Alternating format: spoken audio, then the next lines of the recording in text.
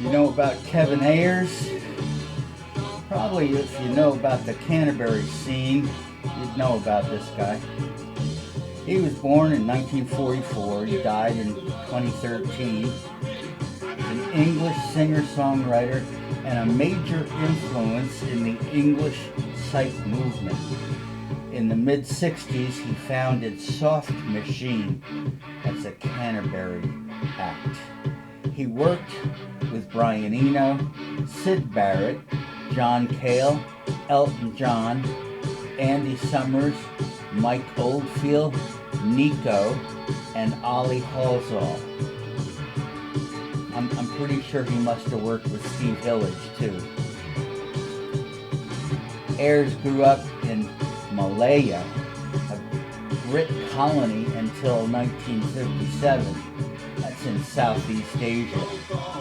Ayers became known for being precisely laid back, epicureal.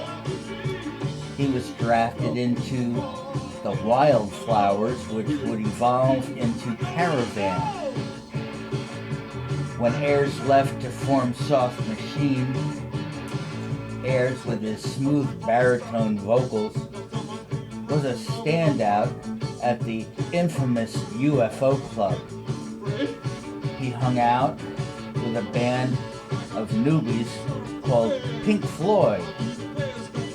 Ayers' first Soft Machine single was Love Makes Sweet Music / Feelin', Reelin', Squealin'.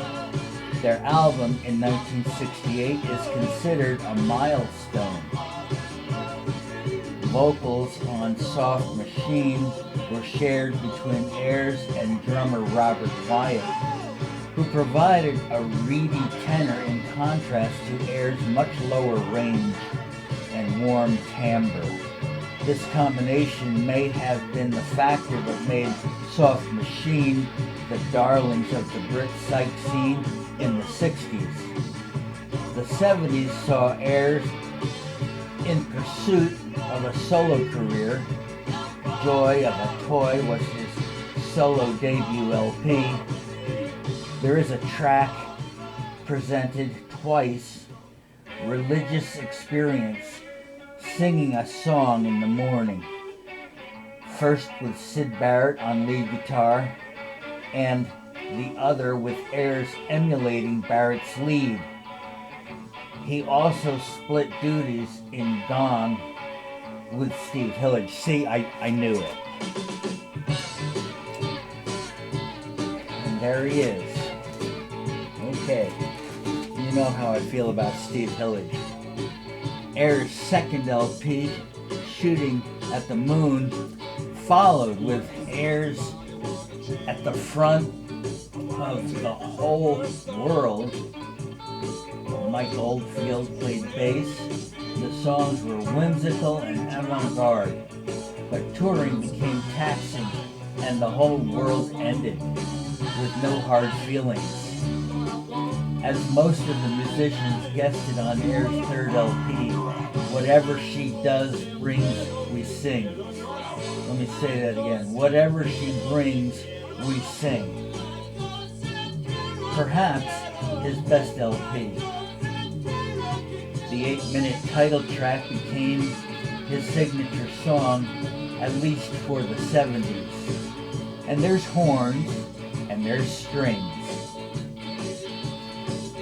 Dana Namor was next with Shouting in a Bucket, Blues, and Oh, What a Dream, a tribute to Syd Barrett, and Decadence, a portrait on Nico. The Confessions of Dr. Dream and Other Stories was perhaps Ayers' most cohesive, portraying his personal philosophy. It cost £32,000 to record, a large sum in the 70s. Ollie Halsall was included, and he stayed for the next 20 years. Unfortunately, Ayers' philosophy included sleeping with John Cale's wife, who was less than amused. John, his wife, was perhaps more amused. Also, Ayers disappeared from the scene. He turned up in Spain. More solo albums and chemical dependency took its toll and his philosophy dissipated. Finally, his falling up was seen as a redemption. Still, he didn't tour, so, and Holly Halsall died of a heart attack. That's not good at all.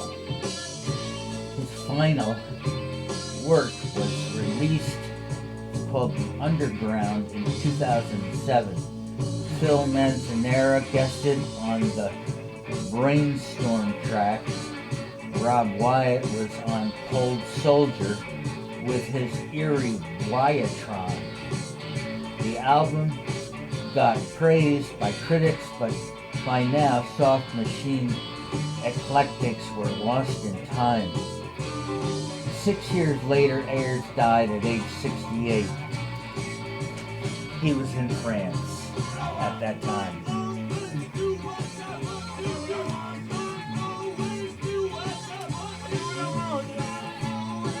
This, what you're hearing, is definitely not a good example of what this guy has brought to music. I think he's just having a good time here. There's not a whole lot of live Soft Machine stuff out there. They were more audio than video. I'll see y'all soon. Thank you for being with me on my show with no name.